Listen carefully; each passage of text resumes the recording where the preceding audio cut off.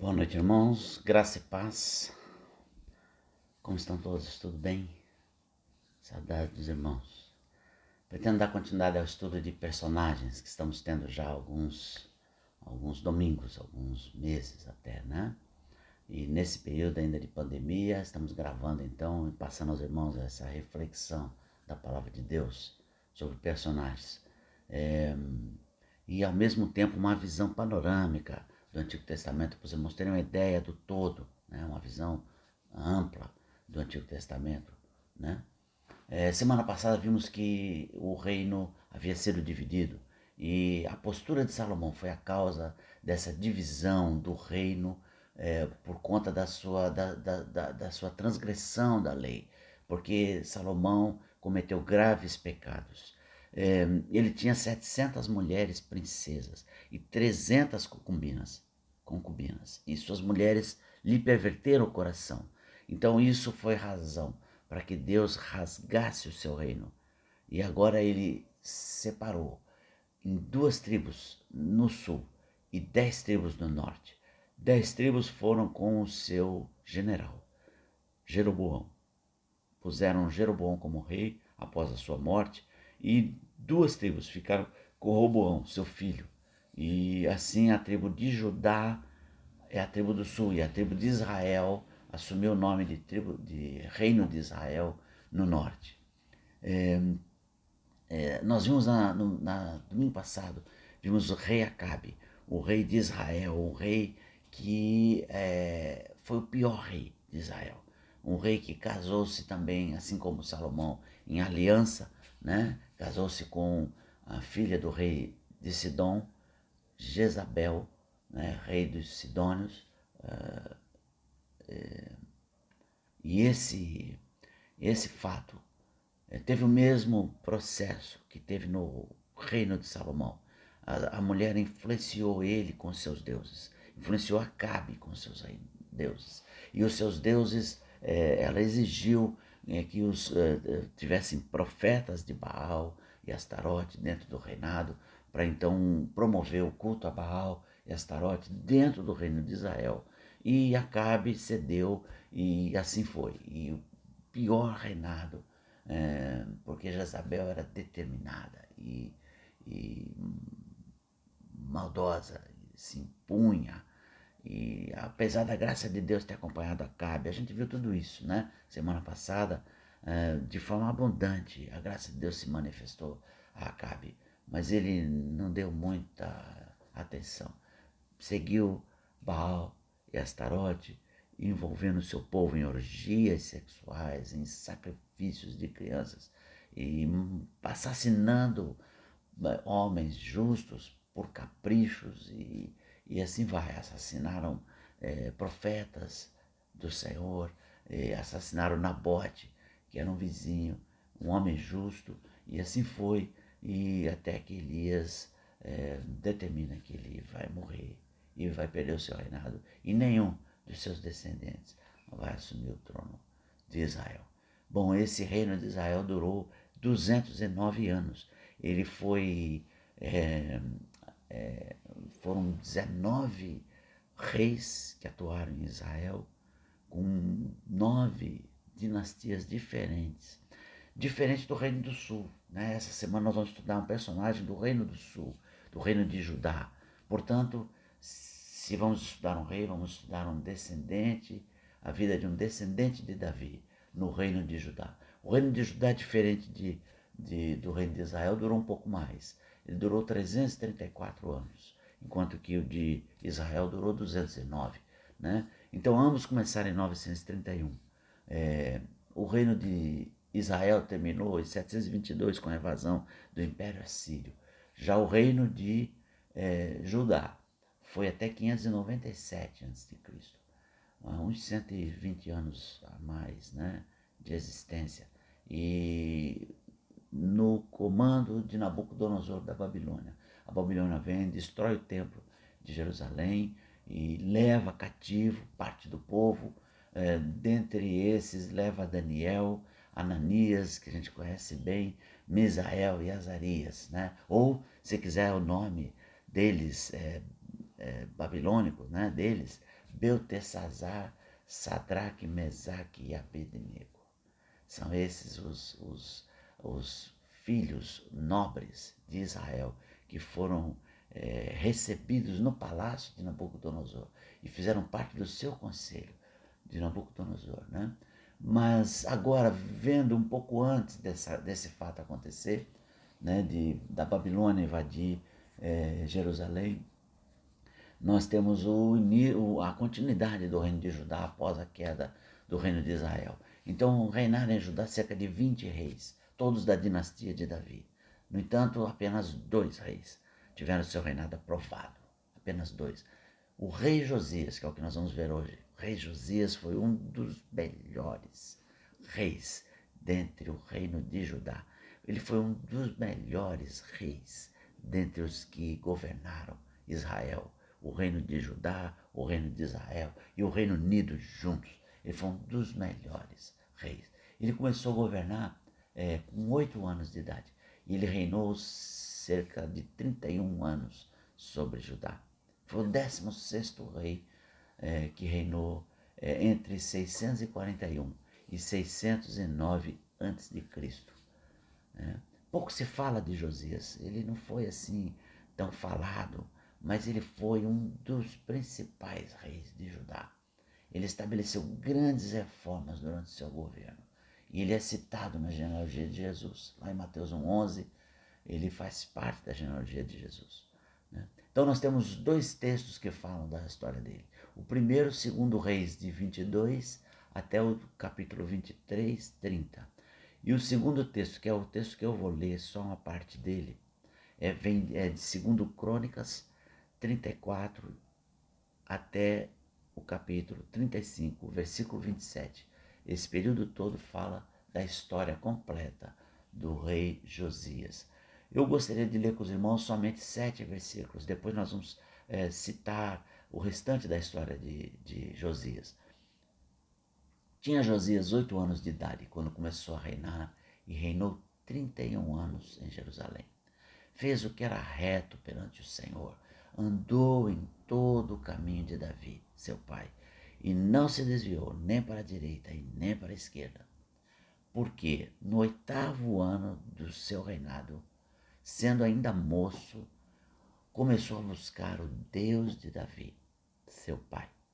E no 12º ano, começou a purificar a Judá e a Jerusalém dos altos, dos postes ídolos, das imagens de escultura e de fundição. Na presença dele, derrubaram os altares dos Baalins. Ele despedaçou os altares do incenso, que estavam acima deles, os postes ídolos e as imagens de escultura e fundição. Quebrou-os, reduziu-os a pó e os aspergiu sobre a sepultura dos que lhes tinham sacrificado. Os ossos dos sacerdotes queimou sobre os seus altares e purificou a Judá e a Jerusalém. O mesmo ele fez nas cidades de Manassés, de Efraim e de Simeão até Naftali, por todos os lados, no meio das suas ruínas. Tendo derrubado os altares, os postes ídolos e as imagens de escultura, até reduzi-los a pó, e tendo despedaçado todos os altares do incenso em toda a terra de Israel, então voltou para Jerusalém. Amém. A gente cita Baalins aqui no meio do texto. Baalins são os deuses menores do panteão fenício, né? Baal era o deus principal, Baal e Astarote. Mas tinham outros deuses menores, né? E são esses Baalins que também eram adorados dentro do território de Israel e de Judá. O que fez a diferença na vida de Josias foi esse momento que a gente leu aí, que fala que ele, com 16 anos, no 8º ano do seu reinado, ele passa a buscar o Deus de Davi, seu pai. Ele assumiu o reino ainda criança, e criança não entende direito as coisas de adulto, ele ser rei, o que é ser rei, ele não tinha noção exata. Eu creio que a partir de algum momento dessa história, ele passa a tomar ciência das atividades governamentais que seu pai exerceu e que também o seu avô exerceu. né? O seu pai, Amon, o rei Amon, e o seu avô, o rei Manassés, todos haviam sido reis também de Judá. E ele agora era o representante dessa família, a família de Davi, família honrada em Israel, né? Família honrada em Judá. Né? E era por causa de Davi que a sua dinastia se mantinha, ou mantinha e se mantinha no reinado, no trono de Judá. Assim, vendo as atitudes de seus pais imediatos, eu creio que quando ele criou algum entendimento, chegou a uma adolescência, ele começou a observar os fatos que aconteceram no reinado dos seus pais, ele resolveu adotar, seguir os caminhos de Davi. E ele busca o Deus de Davi. Essa foi a grande diferença de Josias, não só para os seus pais, mas para todos os outros reis que governaram antes e depois dele. Ele busca o Deus de Davi, seu pai. A gente precisa crer na palavra de Deus para trabalhar muito. Precisamos crer e trabalhar muito para que a nossa sociedade se aproxime de Deus. Foi isso que Josias fez. A gente precisa influenciar a nossa sociedade. Fomos chamados para ser sal e luz. E Josias conseguiu compreender isso, ao ponto dele levar a palavra de Deus e os seus princípios para o povo, porque a única saída que nós temos da maldade humana, né, dos efeitos desastrosos da nossa maldade, que recairão também sobre os nossos filhos no futuro. Josias vai e rompe com as tradições. Primeiramente, ele rompe com as tradições recebidas do seu avô e do seu pai. Elas não eram boas, né? Josias sucedeu a Amon, seu pai, né? Quando ele viu que os caminhos dele não eram bons, ele foi ao seu avô, Manassés. Manassés foi o pior rei, o pior dos piores reis que Israel já teve. Eu não estou falando enganado. Ele era rei de Judá. Mas se você somar os reis de Israel, do reino de Israel e do reino de Judá, mais o Reino Unido de Israel, Manassés foi o pior de todos eles. Diz que ele se arrepende, a palavra diz que ele se arrepende no final do seu governo, mas o decorrer de todo o seu governo foi terrível, foi o pior de todos. Imagine que os judeus são contrários a imagens de escultura, né? E qualquer coisa que represente a divindade, eles se opõem, né? Mas esse homem, Manassés, avô de Josias, ele edificou altares aos Baalins e os postes ídolos que o próprio rei Ezequias, portanto, o pai de Manassés era o rei Ezequias, foi um bom rei, né? Mas os altares que o seu pai destruiu, ele reconstrói. E reconstrói. E não bastasse isso, ele foi e se prostrou diante deles. Ele também criou adoração aos astros do céu, sol, lua, estrelas. Ele superou em muito os outros reis, tanto de Israel como de Judá, né? E não bastasse isso, ele eleva altares, ele constrói altares dentro do templo de Jerusalém, altares a falsos deuses. Isso está narrado no versículo 4 e 5 aí do Crônicas 33. Então, foi terrível, né? E ainda você pode dizer, pior que isso? Pode ser pior que isso? Pode ser, ele foi pior do que isso. Porque ele sacrificou seus filhos ao deus Moloque. Ele introduz ainda o deus Moloque, que é o deus dos Amonitas, na adoração dentro de Judá. Né? Agora os judeus eram obrigados a sacrificar também seus filhos ao deus Moloque, que também tinha sido deus dos amorreus, esse deus Moloque. Eram práticas assim terríveis que ele implementou dentro do seu governo no território de Judá. Né? A aparência de Moloque é a aparência de a cabeça de um boi, né? E o corpo de um homem, um corpo humano e a cabeça do boi. E ela tem os seus braços estendidos, essa imagem tem os seus braços estendidos com as mãos, com as palmas para cima. E tem correntes amarradas nos seus braços, nas suas mãos, né? E embaixo das suas mãos eles ateiam fogo, um fogaréu.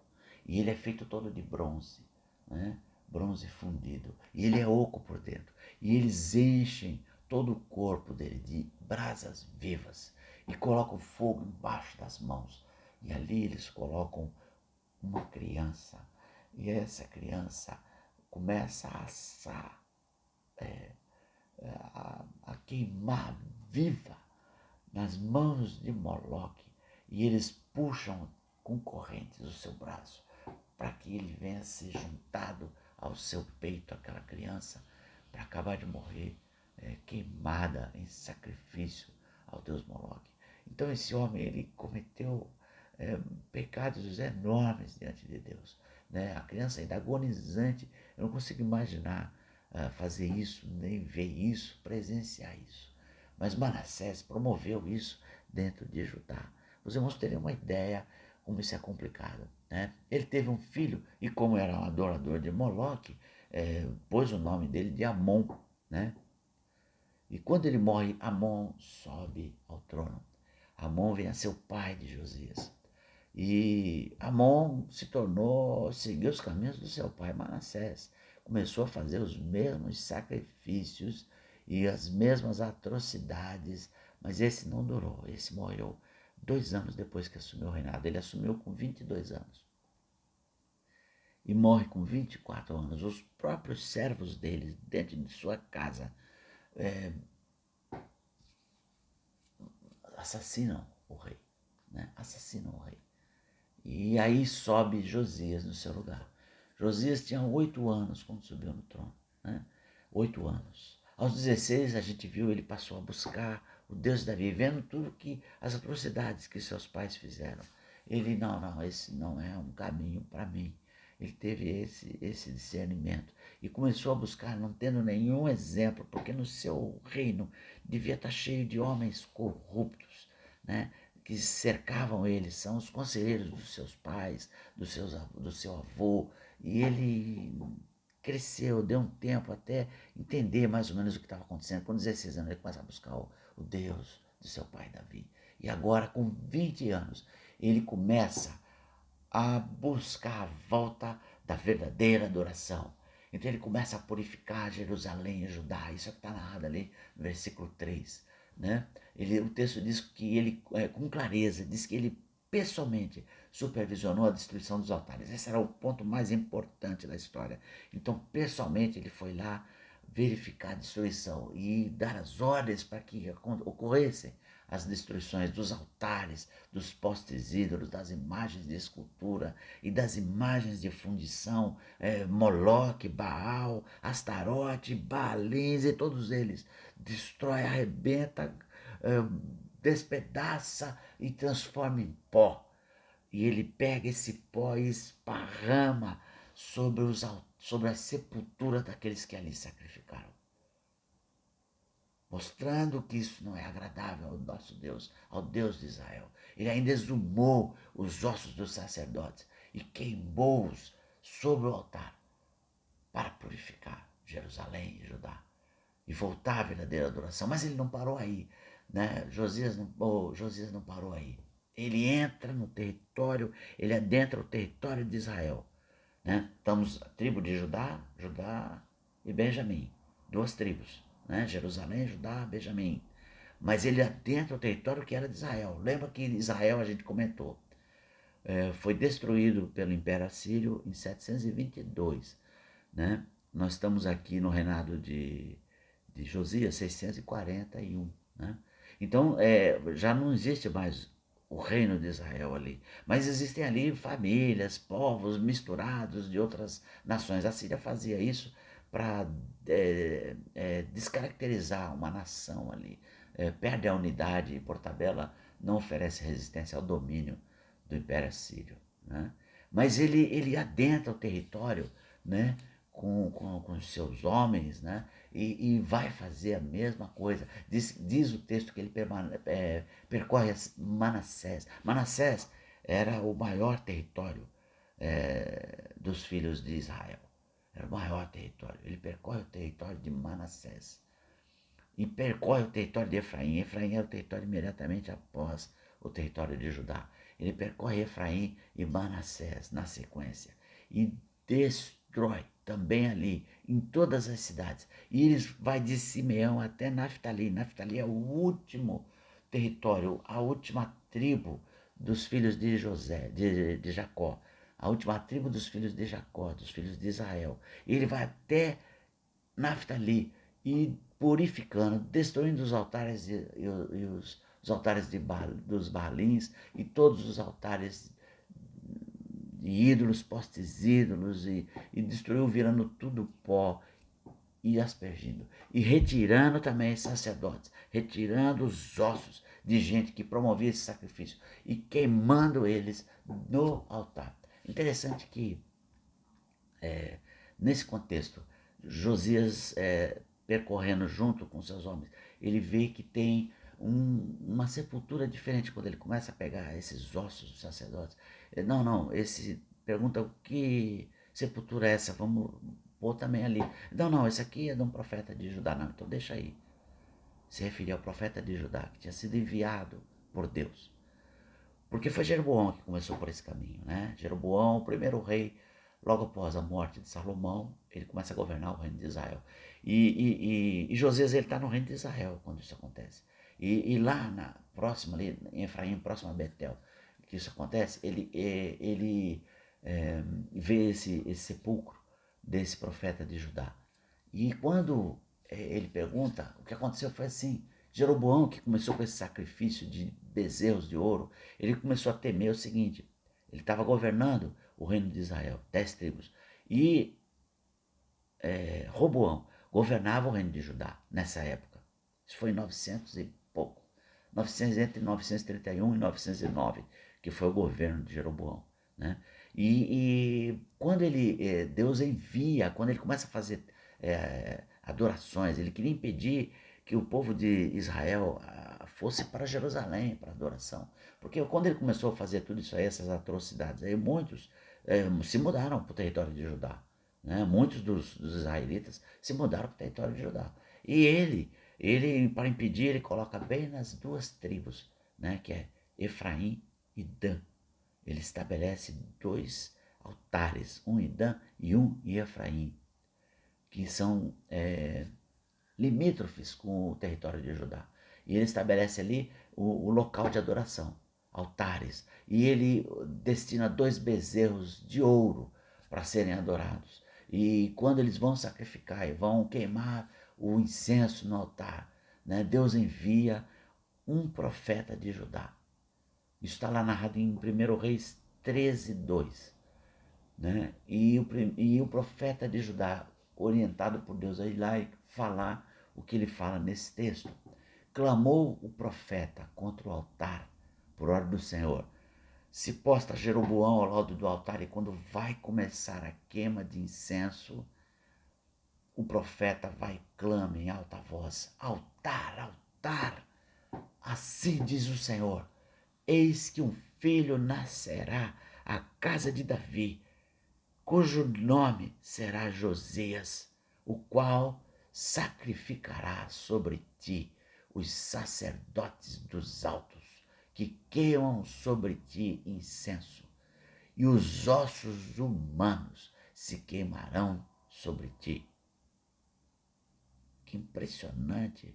E Josias está lá, vivendo esse momento. Ele é esse homem que Deus havia dito que ia queimar os ossos daqueles sacerdotes no altar que eles estavam realizando adoração a falsos deuses dentro do território do Senhor Deus, Jeová.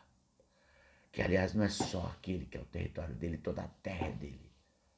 Mas essa afronta cometida seria dessa forma: purificado a terra de Israel. Essa profecia foi cumprida 300 anos antes. A profecia ocorreu 300 anos antes e foi cumprida 300 anos depois por Josias. Né? Que coisa impressionante. A partir daí, ele volta para Jerusalém. A gente leu até aí. Ele volta para Jerusalém, porque é retirado todos os altares, todos os templos, os postes ídolos para adoração a esses falsos deuses. O que resta agora? Vamos restaurar o templo. Que consciência, que coisa impressionante que vai tendo Josias no decorrer dessa reforma dentro da tribo de Judá, dentro do reino de Judá. Então ele começa a restaurar o templo. Ele tinha 26 anos agora. E agora ele ordena ao seu escrivão, vai lá, fala com o sumo sacerdote Uquias e diz para ele para usar o dinheiro para a gente reformar. Eu quero a casa reparar os estragos na casa de Deus, para que a gente possa voltar à adoração. E o passo seguinte vem de uma forma sobrenatural, porque eles encontraram lá, quando começaram a arrumar o templo, fazer e tal, encontraram os livros da lei, empoeirado lá no meio. E eles pegaram o Safã, que era o escrivão que ele havia mandado falar com Euquias, com o sumo sacerdote. O Safã traz e lê para Josias. E quando ele lê, Josias rasga as suas roupas. Ele rasga as roupas e fala: não é possível, Deus vai, o seu furor é grande contra a nossa nação, contra o nosso povo. Eu quero que vocês consultem aquela profetisa chamada Uda. Vai lá, pega o sumo sacerdote, vai lá e consulta sobre tudo isso. E a profetisa confirma. Ela diz: realmente o furor de Deus vai ser complicado. O povo vai pagar caro essa brincadeira, esse pecado cometido de adoração. Mas por que vá e dá esse recado para o rei? Porque o rei se humilhou perante o Senhor. Ele não fará isso nos seus dias. Deixará para fazer depois. Assim, por ordem do rei Josias, ele pode continuar a sua reforma. E ele então convoca todos os habitantes do reino de Judá, todos os israelitas que estavam lá também, os de Israel que estavam no território de Judá, e alguns que estavam no território de Israel, porque ainda tinha israelitas dentro do território vivendo. E ele convoca todos para ele ler o livro da aliança. E ele se põe em pé diante do povo e faz uma aliança com o Senhor, de seguir, de guardar os seus mandamentos, os seus testemunhos e os seus estatutos, e de todo o coração, de toda a alma, conforme diz o texto de Deuteronômio. E todo o povo anuiu a essa aliança. Diz as Escrituras que enquanto ele viveu, o povo não se desviou de seguir ao Senhor. Você vê como é importante. Como um homem, ele era o rei, é verdade, mas um homem na sociedade faz toda a diferença. E nós precisamos pensar em como nós podemos agir como Josias na nossa nação, que atravessa já há algum tempo, né? Acho que desde que eu vivo, um momento difícil de corrupção e tudo mais. A celebração da Páscoa é o próximo passo. Então ele celebra a Páscoa, 26 anos, ele faz a maior celebração da Páscoa, segundo os textos escritos, desde a época de Samuel, desde a época dos juízes. Passou o Reino Unido, nenhum dos reis promoveu uma celebração da Páscoa tão impressionante como foi a do rei Josias. Os cantores, filhos de Asaf, estavam nos seus lugares, os sacerdotes ocuparam a posição dos sacrifícios, dos holocaustos e da queima da gordura que os levitas prepararam. Assim todo o serviço se estabeleceu no templo e eles passaram a celebração da Páscoa 7 dias, conforme a lei estabeleceu, tá certo? 7 dias, ofertas e holocaustos sobre o altar do Senhor. E tudo isso conforme o mandado do rei Josias. Que cara impressionante, que impressionante. Todos os filhos de Israel e de Judá que estavam presentes celebraram a Páscoa com a festa dos pães asmos por 7 dias. E todos reconheceram que desde os tempos do profeta Samuel não havia sido celebrada uma Páscoa como essa que foi celebrada sob o governo do rei Josias. E finalmente o último momento narrado da vida do rei Josias foi a sua morte. Podemos dizer que o rei Josias apenas deixou de ouvir a voz do Senhor uma vez. E foi esse momento, quando o faraó Neco, do Egito, subiu para guerrear em Carquemes contra aqueles que haviam feito guerra contra ele. Não era com Judá, não era com o rei Josias, né? Mas ele manda mensageiros falando: olha, eu não tenho nada contigo, Josias, rei de Judá. Não tenho guerra nenhuma por hora com Judá. Eu quero ir apressadamente enfrentar aqueles que armaram guerra contra mim. né? E é o seguinte, quem me enviou foi Deus. Eu estou aqui sob o comando de Deus. Ele me ungiu, me orientou. E Ele é comigo. Cuida de não te opores, para que eu não te destrua. Josias não deu ouvidos. Ele simplesmente se disfarçou, entrou no meio do exército e entrou para a batalha contra o Neco. Os seus flecheiros acertaram e o feriram mortalmente. Josias morre após esse evento com 39 anos. Morreu novo ainda, né?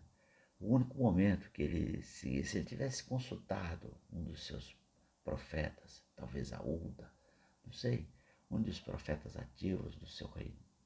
Jeremias era dessa época. Se ele tivesse consultado, talvez ele teria recebido a voz do Senhor dizendo: não entre, a briga dele realmente não é contigo. Mas ele não fez isso. Foi o único momento da vida dele que ele não fez, mas foi um momento que foi fatal. Eu queria concluir, né? Josias, ele não aceitou a ordem natural das coisas. Eu queria tirar lições para a nossa vida desse reino impressionante que foi o reino de Josias. Até daqueles reinos ruins a gente tem lições a tirar, né? De como não fazer, mas aqui tem lições positivas que a gente pode tirar. Seu avô e seu pai eram mímpicos, iníquos, mas Josias mudou a ordem natural. Eu não vou seguir os passos dele. Decidiu, fruto da sua vontade, e ele procurou paradigmas no seu meio e não encontrou. Então ele foi buscar o seu pai Davi. Como é que Davi reinou? Como é que ele governou? Foi segundo a ordem de Deus, foi segundo o comando de Deus. Então é isso que eu vou fazer. Não creio que foi assim que ele assumiu o reinado, porque ele tinha 8 anos, mas é porque quando ele foi ficando adolescente, que ele foi vendo a responsabilidade que pesava sobre ele. Então ele buscou, e buscou quebrar essa forma errada de agir. Né? Nós somos chamados para ser sal e luz na nossa sociedade. Eu e você. Sal é para salgar, é para dar sabor, é para conservar a pureza, não deixar apodrecer a sociedade. Luz, ele entra clareando para as pessoas enxergarem. Nós somos chamados para ser sal e luz. Começa sendo um exemplo de boas obras, praticando o que é correto. Não entra que a nossa sociedade faz, não entra por esses caminhos.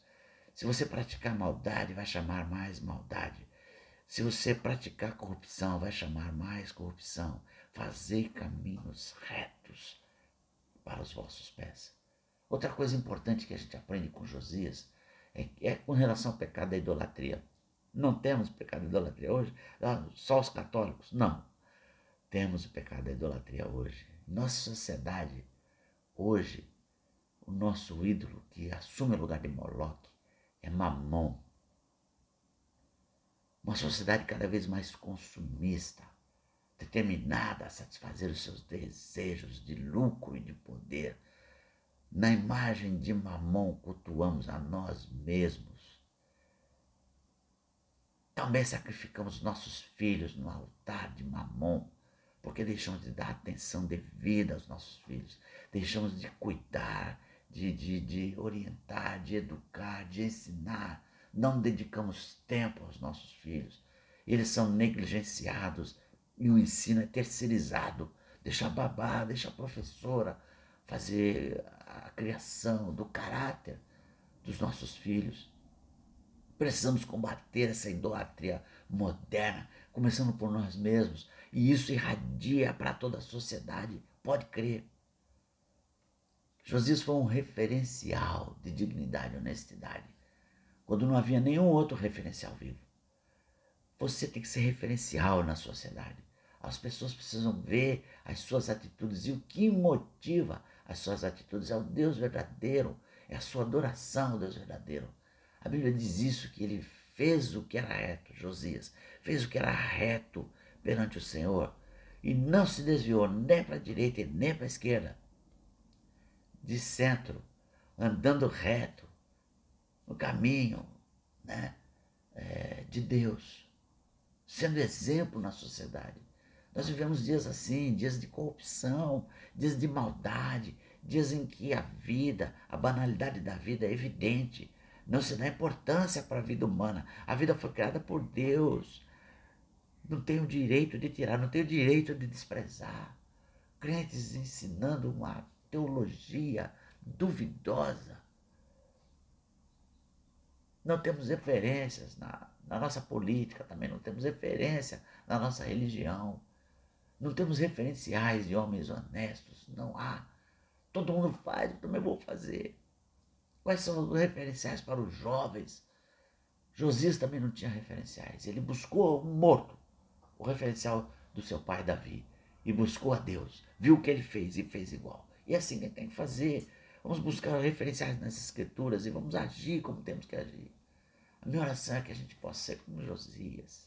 Alguém que não aceita a ordem natural das coisas. Alguém que não se conforma com esse século, com as iniquidades do povo.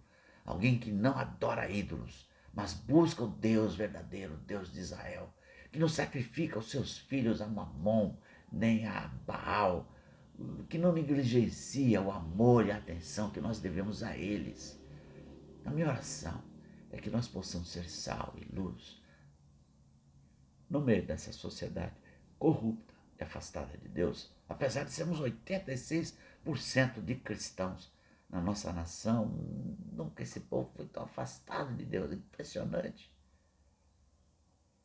Que possamos ser como Josias, que fez o que era reto perante o Senhor, não se desviando nem para a direita e nem para a esquerda. Amém? Que Deus abençoe a todos, quero desejar uma boa semana e que Deus nos abençoe e Deus nos guarde. Amém.